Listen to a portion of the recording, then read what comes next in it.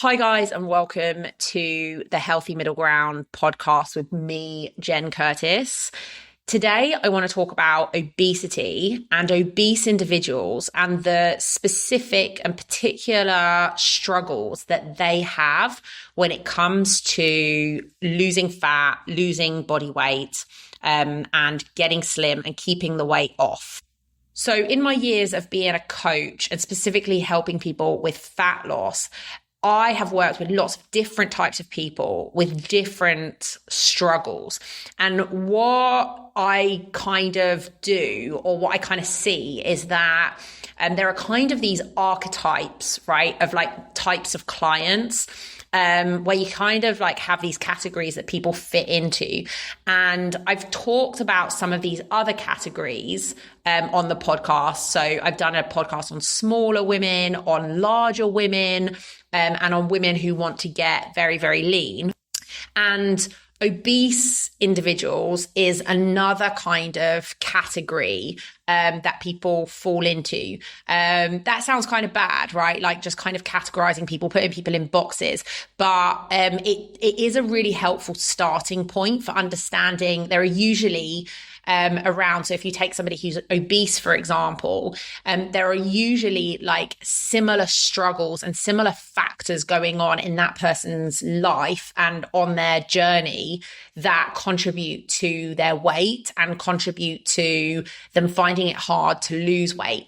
And they tend to be shared across people in that same group. That doesn't mean that you don't have your own individual differences, but it's a really helpful starting point for me as a coach to come in and say, okay, like this person kind of fits this category, to start to understand what things are going on in their life. And then as time goes on, you get to know that individual and their how this comes up and manifests like in their life in a more specific and personal way. But it's a great starting point. And I do find that obese individuals do tend to have a lot of the similar struggles and similar things going on. So this podcast episode, I want to talk about those things and talk about potential solutions, but just sort of really, really hollowing out and understanding the problem to start with.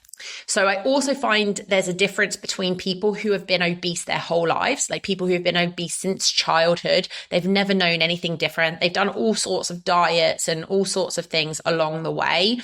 But they've kind of always been overweight, and that is kind of part of their identity. They often come from overweight families and families where everyone else is obese as well. And often they marry people who are also overweight. And so it's a big part of their environment too. But there's a big difference between those sorts of individuals versus individuals who have, always been, maybe carried a little bit more weight than they would have liked, but then after becoming a mum or after, a specific event or after a certain point in time, gaining a lot of weight and becoming very overweight or obese, right? There's a difference between these two groups. And I'm going to talk more about the former, the group of people who've kind of been overweight or obese their whole lives, because the second group of those that have put on weight later in their lives, they tend to have an easier time losing weight. And I think it's for a number of reasons. I think possibly there are genetic factors, possibly just environmental factors that haven't been, they've been exposed to other environments, whereas sometimes people who've been overweight their whole life haven't. But also, they do seem to manage to lose weight much more quickly than maybe also because they have a reference point of what it feels like to be slimmer, and it feels like something that's possible, and they want to get back to it, which I think can be a big driving factor. But yeah, as I said, I want to focus more on those who have been overweight their whole life and have never successfully lost weight, or maybe have lost weight and then haven't managed to keep it off. As part of this introduction, I want to also state that the laws of thermodynamics still apply, right? It's still the same for overweight people. It's still CICO. calories in, calories out. It is they are still governed by those same laws of physics. And at the end of the day, any individual, if they are carrying a lot of body fat, if they are in that very overweight or obese category, it is because they are, over a very long period of time, ingesting more calories, more energy than they are expending, right? And so the body doesn't have a way of getting rid of those extra calories. We have a mechanism where any extra calories that we don't need to meet our daily energy expenditure, we store that as fat. Right? There is nobody for whom this isn't the case. Okay. The laws of thermodynamics always apply to everyone.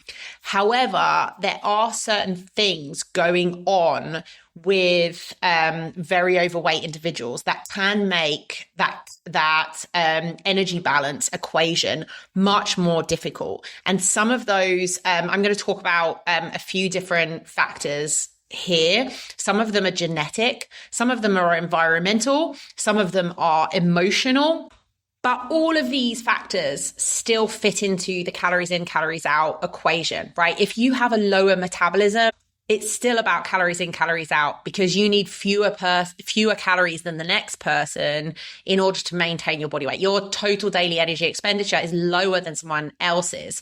So it's still about calories in, calories out. If you have certain genetic factors that cause hunger to be increased, right, it's still about consuming more calories than you are burning.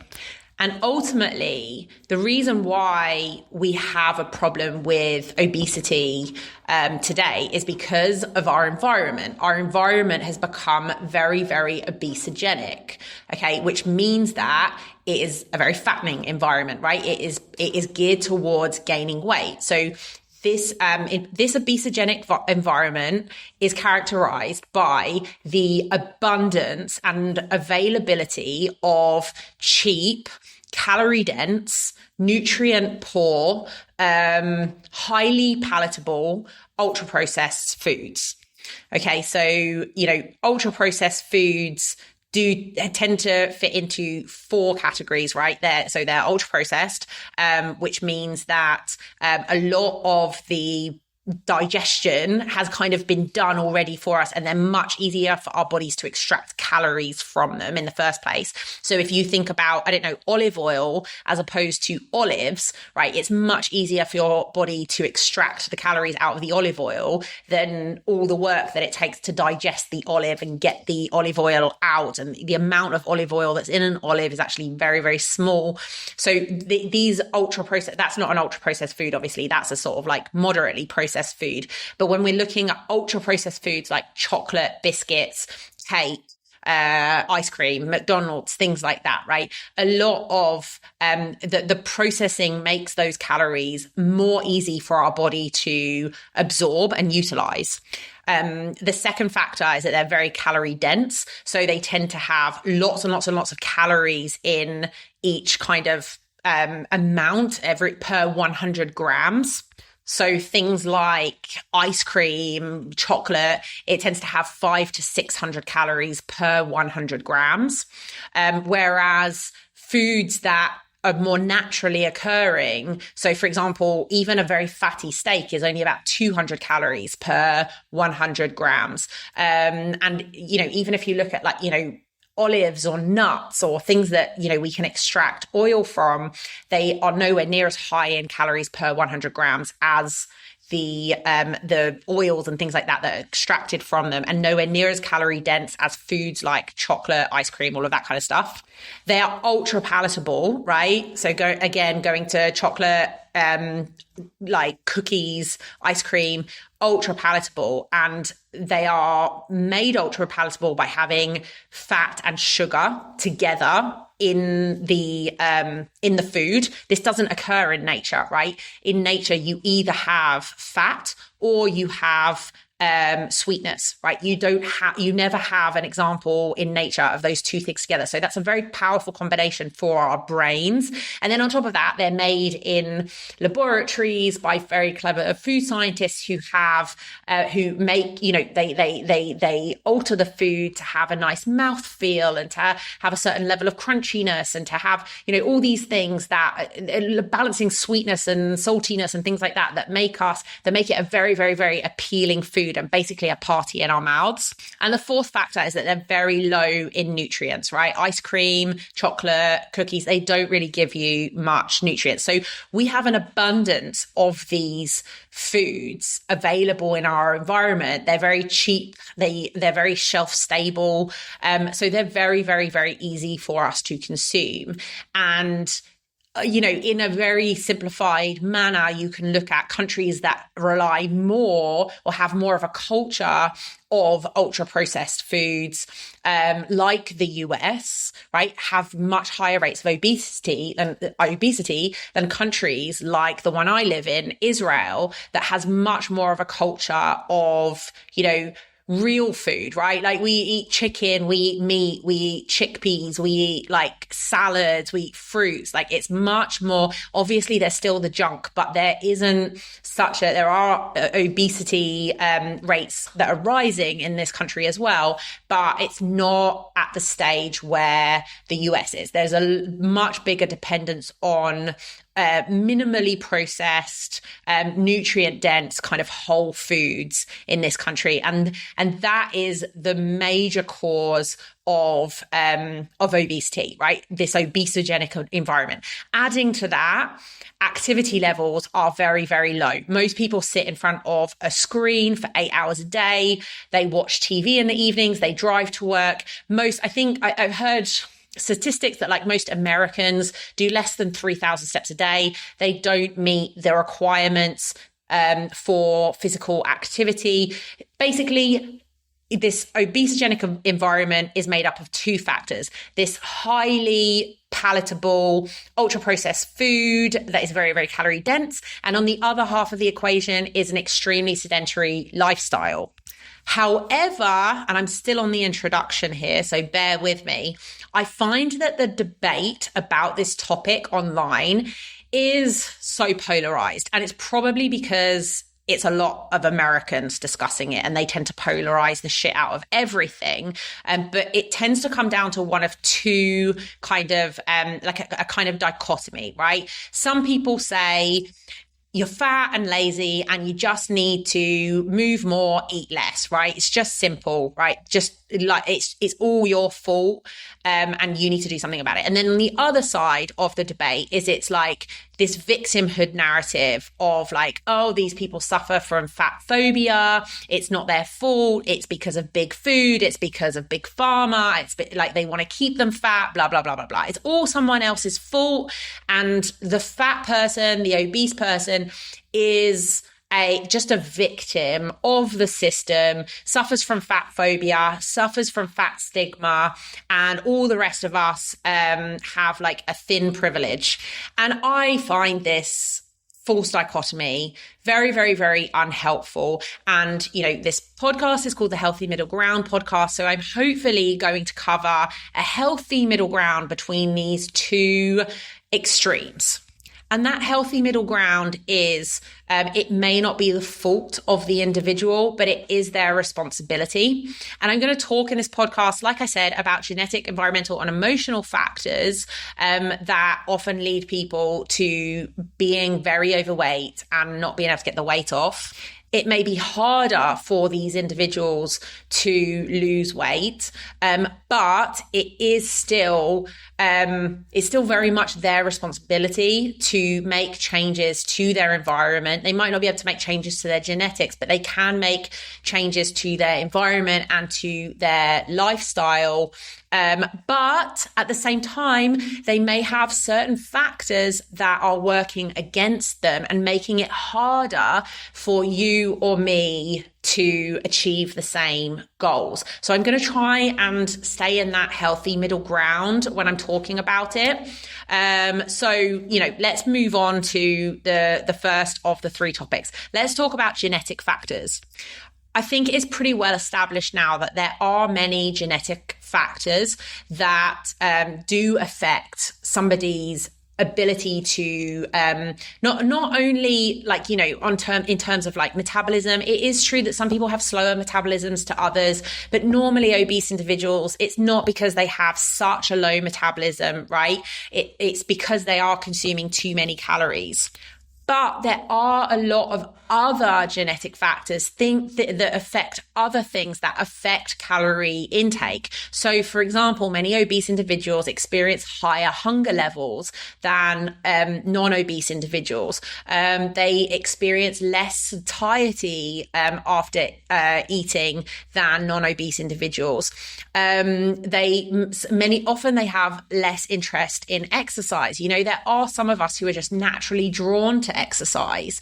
And some people really aren't. I've worked with lots of people over the years, and there are always those people who are like, I love exercising. Maybe they haven't exercised for a few years and they're like, I get them working out again and they're like, oh God, it felt so good to be exercising again. Some people get a really strong physiological response from exercising that makes it very enjoyable to do. Even if it's hard in the moment, they get a buzz afterwards. It's like the runner's high. It's like that. And I'm one of those people, right? I can be, you know, like clinically depressed, and then I do a workout and I'm like, oh, it's just because I haven't worked out for 4 days. Like now I see the light, I feel better. My mood is so enhanced. Well, some people don't have that effect from exercise. And some skinny people don't have that effect from exercise. It's a slog. They don't enjoy it, and it never gets enjoyable. So that can be very, very, that can influence whether or not we exercise massively. Many obese individuals also experience lower energy levels and lower mood than other than non-obese individuals. And we don't like to talk about genetic differences in people. We sort of live in a strange reality at the moment where we kind of have this blank slateism where like everyone is basically the same. We're all born exactly the same. And so, you know, we all should, there's no differences in intelligence or attractiveness or, you know, like these sorts of differences. But unfortunately, that just isn't the case. There are massive differences between individuals, and these genetic differences are massive in individuals too when it comes to food and exercise. Now, a big one that I can vouch for anecdotally is also food noise, right? Some individuals report, and I work with a lot of these people who report a lot of food noise. They think about food all the time, right? All the time. It's just never ending. Even after they've eaten, they're thinking about the next meal, right? This obviously, you know, teasing apart the environmental and the genetic factors is so hard. There's obviously like an environmental factors involved in this as well. But some people just will suffer to a higher degree of food noise than others. And you get those people on the other end of the spectrum who just completely forget to eat. Like, well, that's not me, but I certainly get to enjoy, you know, I have my meals and then I sit down to work and I don't really think about food again until I stop or until I get hungry. And some of that is probably genetics. Some of that is probably due to the work that I've done up to this point to, you know, work on that and to work on a lot of my issues with food and things that, you know, problems I used to have with food. But there's also probably a genetic factor as well. All of these things are kind of on a scale. And in some of the most extreme cases that I see in my work is that there are certain people who have, you know, they've had bariatric surgery, they've done every single diet possible, they've tracked calories, they're doing CrossFit 5 times a week, but they just cannot get past a certain point because the food noise is so loud and so constant, and it's really, really hard for them to resist. And it's really hard for most of us to resist, right? You show up to a party and there's these amazing brownies. It's really hard for most of us to resist. But I know, for example, I can go and I can eat a small amount and feel satisfied, and I won't feel the need to eat the whole tray. That's not necessarily the case for everyone, right? Some people will feel the urge to eat and it doesn't stop. Even after they've had a bit more, now they're feeling sick, but they still feel an urge to eat. That often is something that is more of a genetic component rather than just them being fat and lazy and gluttonous. Now, again, I want to emphasize that when I say that this is genetic, or there is a genetic component in this, it is so hard to tease out what's genetic and what's environmental or learned. Because even if you are somebody who's got an incredible amount of food noise, is it because that's genetic, or is it because that's something that you've learned from your environment? Like, was it something that you learned in childhood, right? Is it something to do with like how your whole family approaches food? It's very difficult to know which one it is. And I don't think we can ever say with any certainty like which one it is. And it's normally a combination of the two. But there are certain things that you can do to improve all of these things. And that may work better or worse for certain individuals. So for example, hunger, right? There are strategies for managing hunger. So making sure that you're eating at regular meal times, that you're eating balanced meals, that you're eating enough to get you through to the next meal time. I usually tell people to eat 4 times a day: breakfast, lunch, afternoon snack, and dinner, 8 o'clock, 12, 4 p.m., 8 p.m., right? And just stick to very regular meal times and figure out how much you need to get you through to the next anchor point, the next meal time, which is only 4 hours away, right? So you need to be making sure that you're eating enough to get you through to that, but also not too much. And you also need to be making sure that you're eating filling foods, right? Again, minimally processed, filling foods, okay? So things like chicken, things like rice, things like vegetables, things like fruit, things like oatmeal, things like yogurts, things like bread, right? All of these foods are really filling. And when your diet is made up mostly of these foods, hunger will decrease massively.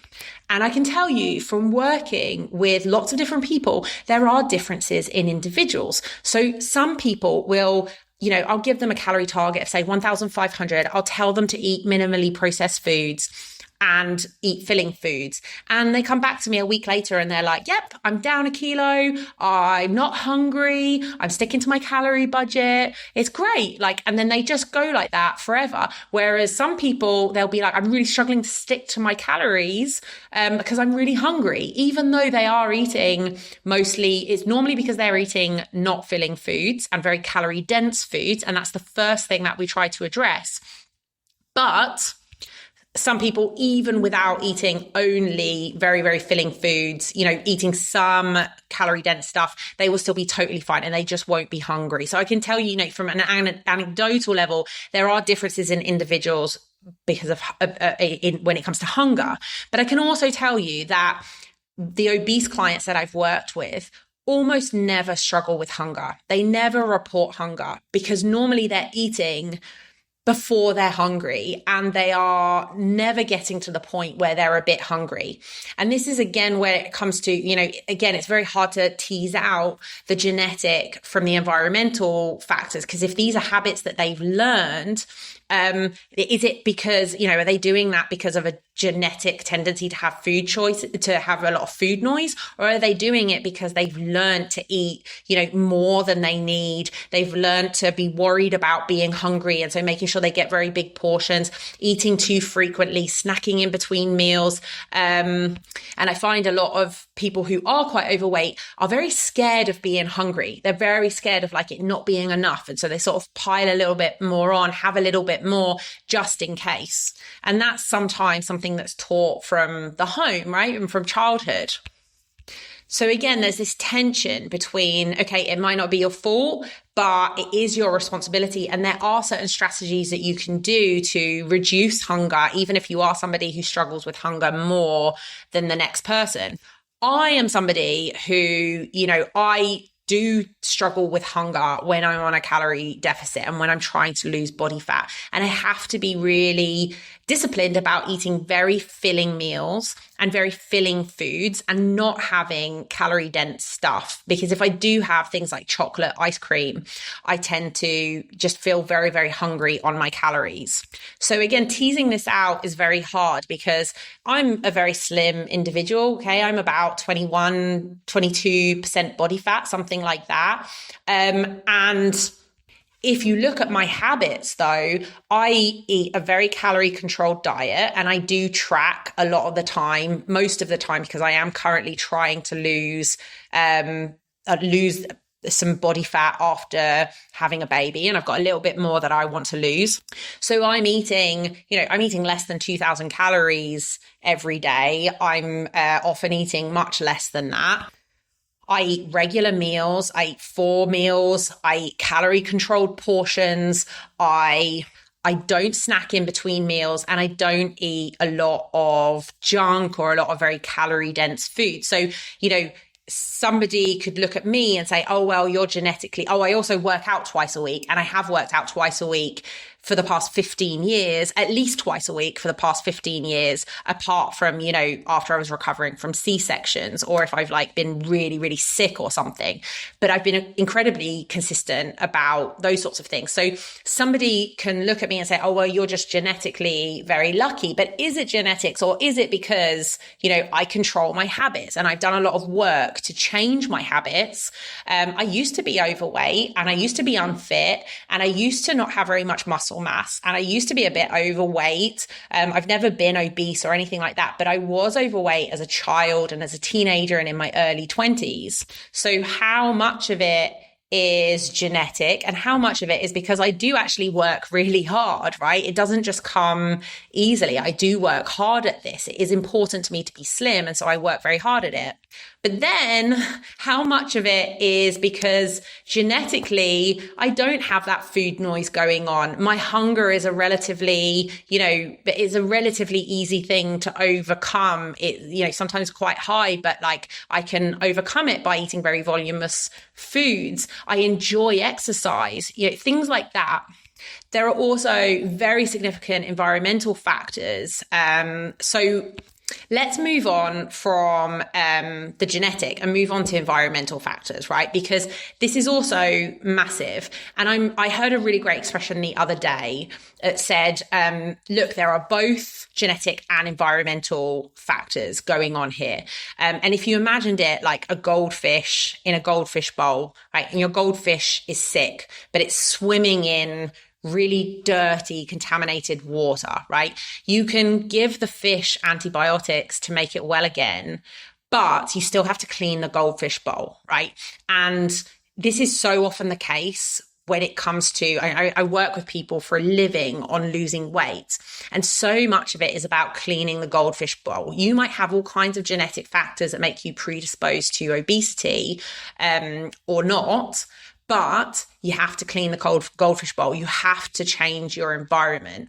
And so, if you live in an environment, for example, where your partner is very overweight and your partner likes to order food 5 nights a week, your partner likes to eat junk food in front of the TV, and they like you to join in with that, right? That's going to be a much, much, much harder environment to overcome than my environment. For example, I've married a very lean man who really doesn't have much food noise. I mean, he can literally go to bed hungry because he's too tired and he can't be bothered to eat, right? He doesn't have any sort of food noise. He eats when he's hungry, and he stays naturally very, very slim, which is also impetus for me to work at it, because I don't want to be his fat wife when he's really slim and lean, right? Quite frankly, I don't want to be like that. So he gives me a lot of motivation to look after myself and to be lean and slim and fit and all of that stuff. I also have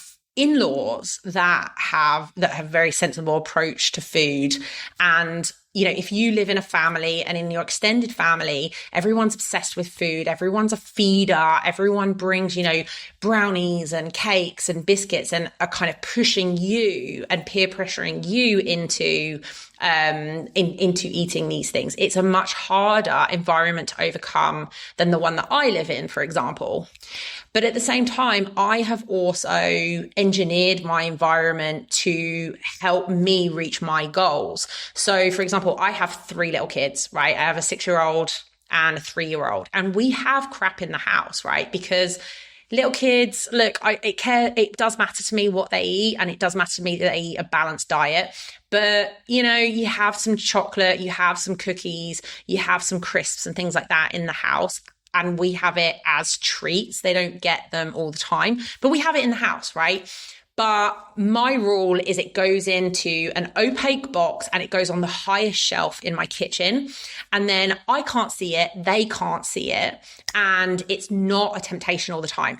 If this food was out on the side all the time, then I would just pick at it constantly, because when you see it 1,000 times a day, you do take bites. So anything that ends up on the side in my house either goes in the bin or it goes in this big opaque box. And my husband really loves sweets, like candies, like the sugary things. And he'll buy quite a lot of them.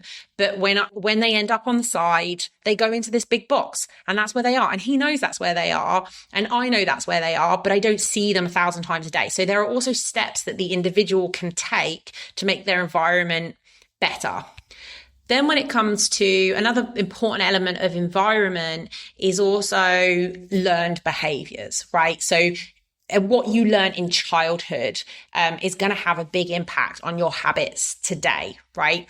So if you grew up in a family that was very health conscious, that tried to provide healthy foods, that talked to you about, maybe they talked to you about, not eating too little, but they also had conversations with you about not eating too much and not eating too much of the wrong things, right? This is going to put you in a much better position than somebody who grew up in a home where everyone was overweight or obese and everyone binge ate, and there were always lots of food and there was always a lot of encouragement to eat, right? There was always a lot of encouragement and focus on you eating, right? So again, like the environment that you grew up in can make a big impact on your current habits as well. Again, I want to emphasize that you can overcome a lot of these bad habits that you were taught. Again, I don't think it is an excuse that this is how you grew up and therefore this is how you live as an adult. I don't think that's a good excuse. And I do still see it as, it's your responsibility. If you weren't taught good things around diet and exercise at home, and if you weren't taught good habits, it is still your responsibility as an adult to create them for yourselves, right? And I can say this with a lot of confidence because that is something that I've done for myself as well. I was brought up in a home where my mum used to work at the Mars factory, as in the chocolate bar Mars. Like, she worked at the local factory, and she used to come home with bags and bags and bags of chocolate. Everyone in my family is overweight or was overweight. There's a few individuals who are like a healthy weight, like my nan and my cousin, but pretty much everyone in my family is overweight. And everyone was overweight growing up. My mum and dad were overweight growing up, and we had enormous meals. I remember we had very bad quality food. Like, as a kid, we would eat, I remember just having Frosties, like frosted cereal, like sugary cereal. Like, I'd have like 3 or 4 bowls of it for breakfast before I went to school. And at school I'd always have a chocolate bar in my lunch. I'd always have a packet of crisps in my lunch, as well as, a sandwich.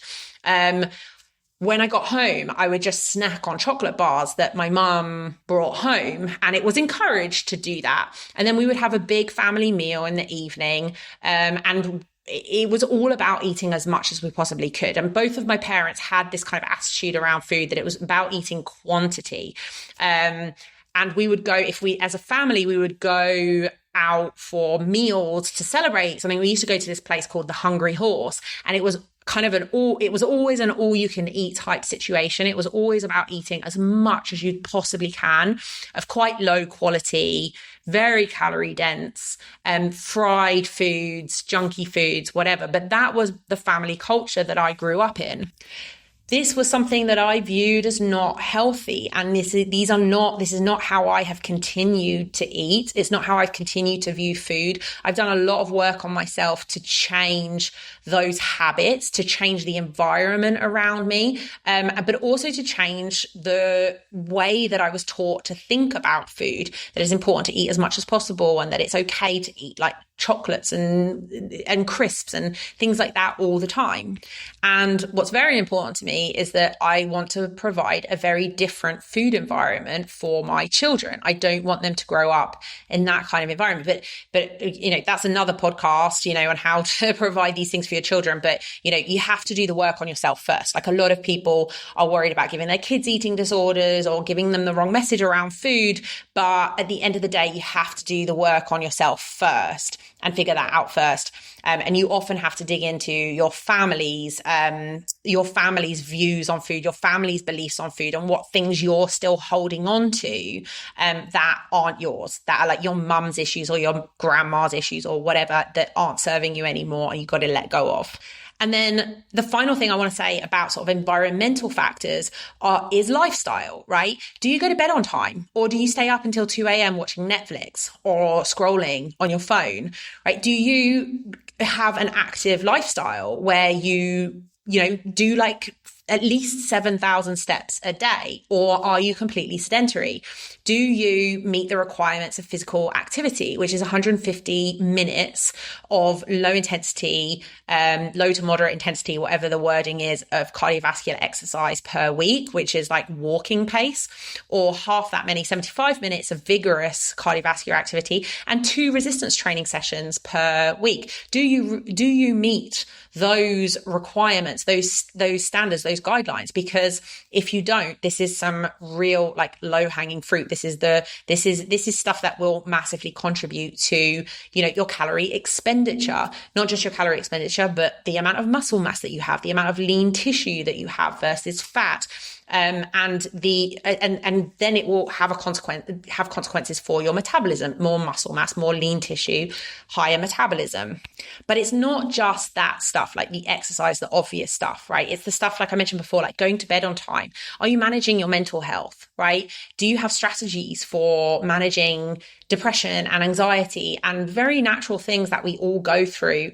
Do you have healthy ways of coping with those? Or do you just struggle through insomnia? Do you just sleep 4 hours a night? Do you get sunlight, right? Do you go out in the morning and actually get like real sunlight on your face? Or do you stay indoors all the time looking at screens? These sorts of lifestyle things, I know it sounds so cheesy, like lifestyle, whatever, but they are so, so, so important for being healthy and for having healthy mental health, having healthy physical health. Healthy physical health, that doesn't sound right. But you know what I mean? These things all contribute. You can eat all the right things and do all the exercise, but not do these things. And it kind of, it's just not as good. Something I want to say before I move on is just kind of on the genetic point, right? Is that it's still true, right? That like, if you look at like starving people in Africa, if you look at people who survived, that they saved out of like, prisoners of war or concentration camps, right? They were all skinny as fuck, right? Because they were all consuming nearly no calories a day, right? So there were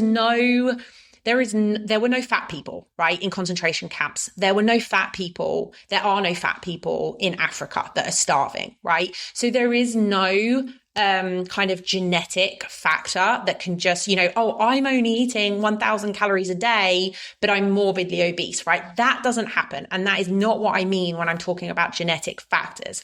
What I mean when I say genetic factors is I mean potentially factors that increase drive to eat and decrease drive to move, right? And make it harder for some people to do those things than others, and also make it harder for some people to resist the sorts of things they shouldn't be eating, the calorie dense, ultra processed stuff, than it is for others. But that is also true of environment, right? If you live in an environment where this stuff just isn't really available and there's a lot more fresh, like whole food available, it's much easier to make that choice than if you live in like a food desert or something and don't have access. So what I'm trying to say is that two different things can be true at the same time. You can have genetic factors that make it harder for you to lose weight, but you're also still eating too many calories and not moving enough, right? Two different things can be true at the same time. And like I said before, it may not be your fault, right? Your parents might have done a shitty job at teaching you how to, eat properly and all of that stuff. You might have a shitty genetic makeup when it comes to this stuff, but it's still your responsibility. And there are things that are in your control, even if you can't completely control the outcome.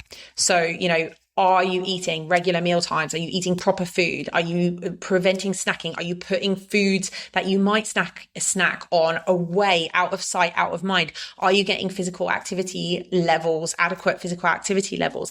This kind of stuff, right? Are you eating mostly minimally processed whole foods, right? All of this stuff matters. And a lot of this stuff is in your control, even if you won't lose weight as quickly or as easily as the next person. Finally, I want to talk about the emotional, and this is going to be quick because look, this is also kind of a genetic thing, right? Because there is such a thing as the cortical lottery. Some people are born with like incredible mental health, feeling very positive, very upbeat, waking up feeling amazing all the time. And other people struggle with mental health. They struggle with depression. They struggle with anxiety. They struggle with very difficult emotions that are hard to regulate and hard to manage, right? We are born and environments as well, right? We're born into different environments. Some are more stressful than others. And we all kind of get a different lot in life, right? We all get a different hand dealt out to us in life. And both environmental and genetic will play a part here, right? If your parents were a bit emotionally retarded, like most boomer parents were, and kind of didn't really teach you how to regulate your emotions, and now you're a bit of a mess, right? That's not your fault. That sucks. But you're an adult now. That it is your responsibility to sort that shit out. And you might need to go to therapy. You might need to just do a lot of self-development and a lot of work on yourself.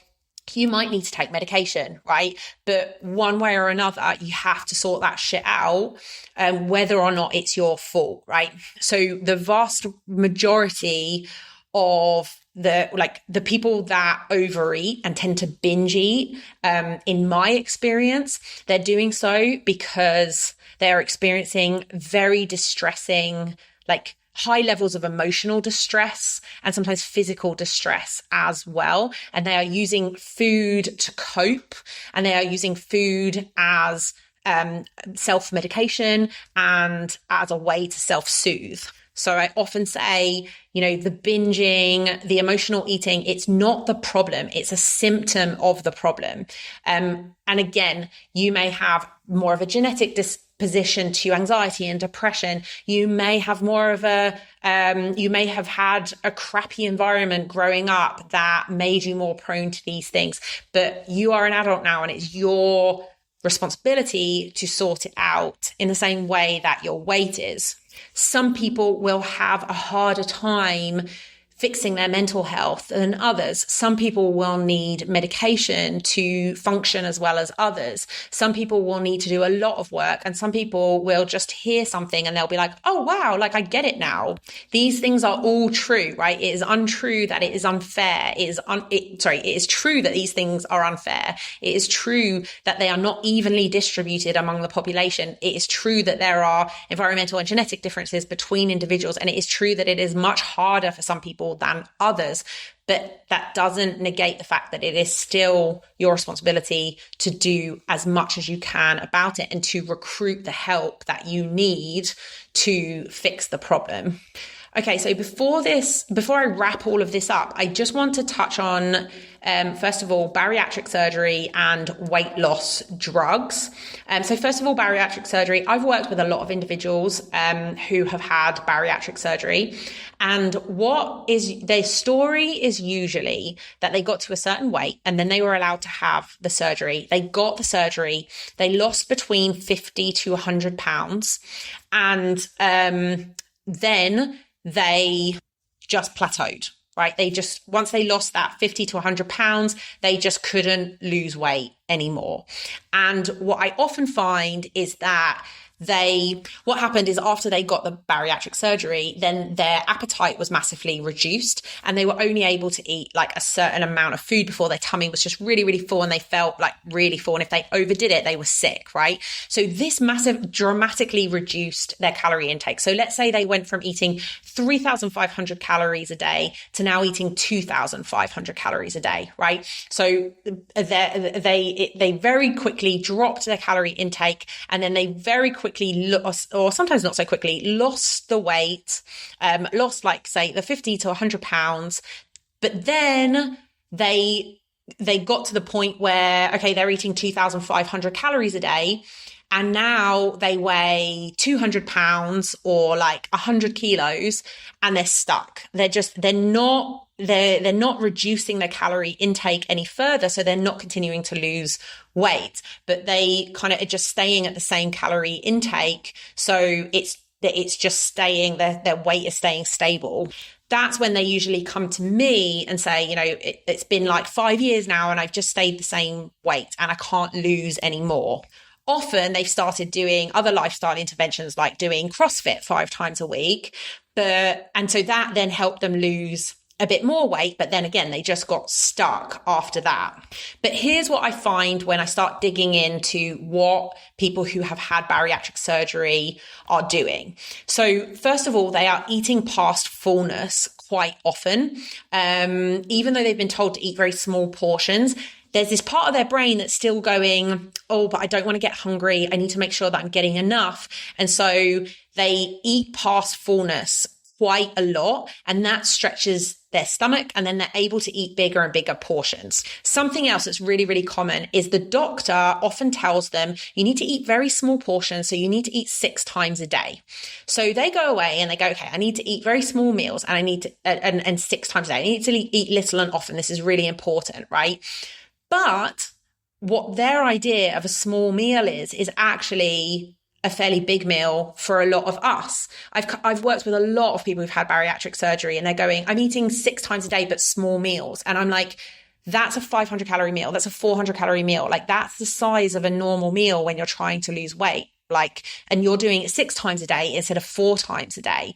And so they've sort of like, they've done some mental gymnastics to kind of make sure that they still end up eating more than they need to be eating, right? And they're not actually eating 6 small meals a day. They're eating 6 normal meals a day, which is bringing them up to a higher calorie budget. They're also doing things like snacking in between meals. So, you know, they might be very disciplined about having a small meal because their tummy can't take more than that, but then they snack in between, and between each meal, they're ingesting another 500 calories. So they're finding ways of circumventing the precise reason that they had the surgery in the first place. The reason why they had the surgery was to make it harder for them to take in the amount of calories that they were eating before. And then they find all these ways around it. And in many cases, I've worked with people who have, you know, they lost a lot of weight after the bariatric surgery, but they gradually gained weight back. And now they're back where they started because they have been constantly grazing on food and increasing their portions slowly over time. And so now they're back where they started, where their tummy is just as big as it was before. They can get just as much food in as they were before, and they're snacking in between meals. One final thing that kind of fits into some of the other stuff is that they tend to have a scarcity mindset. They're very scared of getting hungry and not eating enough food, right? And as a result, they're kind of never getting hungry and never experiencing what hunger feels like. And part of the thing that feeds into, like, you got to understand, I don't think it's necessarily the doctors telling them things that are wrong, but the way that the information that they're getting feeds into the scarcity mindset that's already there. So something that the doctors will often say is it's really important to eat a high protein diet. You need to be making sure you're getting protein every single meal. And often when I look at these individuals, and especially those that are also exercising, they're eating like 150 grams of protein a day, right? They're eating far more than they need. They really only need 100 grams of protein a day, but they've got into their head, no, the doctor said I've got to eat loads and loads and loads of protein. Otherwise I'll lose muscle mass. But they're really, if you eat too many calories from protein, guess what? You just gain body fat. It's not going to necessarily make you build more muscle. You're only going to use the protein that your body can use, and the rest is going to get stored as body fat. So, just in conclusion, this very short thing on bariatric surgery is I find that a lot of individuals who've had bariatric surgery, right, they've done this surgery that creates the physical conditions to make it hard for them to get large amounts of food in at once, but they haven't addressed what's going on in their brain, right? They haven't addressed their scarcity mindset around food. They haven't addressed like their desire to constantly eat. They haven't addressed the food noise. They haven't addressed the emotional eating. They often haven't changed their environment very much, and they often haven't changed the types of food that they're eating or that they keep in their environment, right? So they're still maintaining a lot of the same crappy habits that they had before, and they often find ways to work around the bariatric surgery. Finally, I just want to mention weight loss drugs, because this is a big hot topic at the moment, and again, very polarized. But basically my take is that I have heard of some individuals who have taken weight loss drugs, like Wegovy and Ozempic and stuff like that. And what they find is that it completely gets rid of the food noise for them. And then they are able, like a lot of obese individuals, they know how many calories they need. They know how many calories are in things. They know what they need to do, but they can't do it because of constant food noise. And obviously, Ozempic and all of that stuff, these weight loss drugs, they have other mechanisms, right? But like just on a really short, like in a nutshell, they do help individuals have decreased hunger and decreased food cravings that then actually allows them to eat a lower calorie diet and allows them to eat less food and to lose weight. I know there are lots of side effects or potential side effects to these drugs, but you do have to weigh it up in terms of there are side effects to the drugs, right? There are potential side effects, but then being obese, there are risks and there are side effects of being obese. When you are obese, you are more prone to every single chronic disease out there. You're more prone to high blood pressure. You're more prone to diabetes. You're more prone to high triglycerides. You're more prone to have a stroke. You're even more prone to have pelvic floor dysfunction, right? You are at risk. And we saw during COVID as well that the obese were more at risk from being seriously ill from COVID, right? And obviously that was twisted into a victimhood narrative and blah, blah, blah. But the point being is that there are risks involved with taking the drugs, but there are also risks involved of being overweight or obese. And you have to weigh up the risks and benefits. If taking drugs, if taking like Wegovy or whatever, if the benefits outweigh the risks of the drugs for the individual, this might be a really good thing for certain people. And I like to compare it to psychiatric medication, like antidepressants, like anti-anxiety stuff, like any psychiatric medicine for any psychiatric disorder or mental condition. It's similar because some people will not be able to cope without them. Some people have a much harder time overcoming mental and emotional distress and mental and emotional disorders than others. But and this is the same for, being overweight or being obese. But the other thing that it has in common is it does not exclude you from or excuse you of having to do the hard work, right? You still have to do the hard work to change your lifestyle, to work out more, to have better sleep hygiene, to get outside, to get off screens, right? To fix your emotional issues or your emotional attachment to food or whatever it is, right? You still have to do all that hard work, whether you take weight loss drugs or whether you take psychiatric drugs. But it is just a fact that some people will have a harder time than others overcoming these conditions and overcoming these problems. Does that mean that I think that everyone who is obese should take some kind of fat loss drug? No, I don't think so. I think things are on a spectrum, right? There are people who find it very easy to control their environment and to, get their mind in the right place and to resist eating certain foods and to eat what they need to eat and get their exercise in. There are some people on that side of the spectrum. Then there are people who are overweight, who are obese, who are doing all the wrong things, all the wrong environmental stuff, all the wrong types of food, and they need to drastically change their diet and their lifestyles. And they can do that without drugs, right? There's a huge group of people who can and should do that without drugs. And then there is a small group of people on the other end of the spectrum who just nothing will work until they take the drugs. Two final things I want to say before I wrap this up. One is that I see in my work as well, often people say, I've tried everything. But when they say I've tried everything, what they actually mean is I've tried every stupid fucking fad diet out there. I've done keto, I've done carnivore, I've done vegan, I've done like Whole30, I've done all of this stupid shit. And obviously none of it's worked, because if the methods are not sustainable, then neither will the results be. What they haven't tried is eating in a slight calorie deficit, making sure they're eating mostly whole foods that are very filling, making sure they're meeting basic requirements like, steps, doing 7,000 steps a day, making sure they're doing resistance training twice a week, making sure they're getting 7 to 9 hours sleep at night, making sure they're drinking plenty of water, making sure they're not living off of caffeine, making sure they've, addressed emotional issues that are leading them to overeat in the evening, right? Most people have not tried that. That is the boring, but the evidence-based way of doing things. And most people have just done stupid things and they haven't done that. So if you haven't done that, then you need to try it. And it's not just try it until you fuck up and then you give up, right? You keep trying and you keep trying and you keep making mistakes, but you keep doing it and you keep working at it. I can tell you from my life that my fitness and my health is something that I'm constantly working at. It's much easier to be unhealthy. It's much, much harder to be healthy. So it's much more work. Okay, so that's one thing.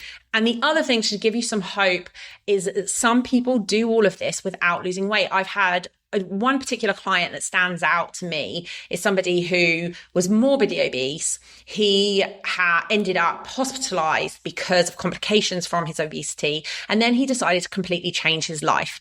And he started doing exercise. He went on a low carb diet. He lost 100 pounds, right, on his own, just by doing exercise and eating low carb. And then he got stuck, right? He got just below 200 pounds. He got stuck a few years later. I don't know the time frame, but that's when he started working with me. And we started doing strength training proper and really building muscle. I got him off the low carb diet and onto a calorie controlled diet.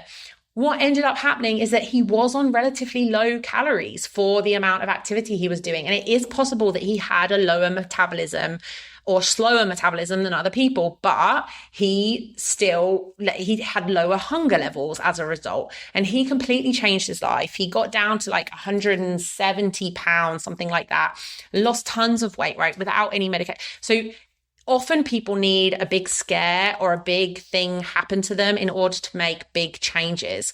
But it is possible to make these big changes. It is possible to make dramatic changes. You might get stuck along the way, but every time you get stuck, you then have to find a solution to the thing that you're stuck on rather than just giving up and being like, oh, well, it doesn't work for me. Okay, so this was a long one. Thank you for listening. If you're still with me, obviously just want to let you know that I have an online coaching program. If you do need help doing this, and if you want somebody who understands, right, even if I've not necessarily been there myself, I do understand how this works, or I do have an understanding of, where your head might be at and the things that you might struggle with. Talk to me about my online coaching program. I have some spots available. we'll set up a call where we'll just discuss it. I want to hear about you and tell you about the program. We'll see if it's a good fit. And I'd love to have you on the program. So shoot me a message about that. Any questions about this podcast, stick in the comments below. Send me a DM, send whatever, like a message, whatever platform you're on. Any requests or any questions, please shoot them my way. It helps me decide what to put on the podcast next. Thanks. Bye.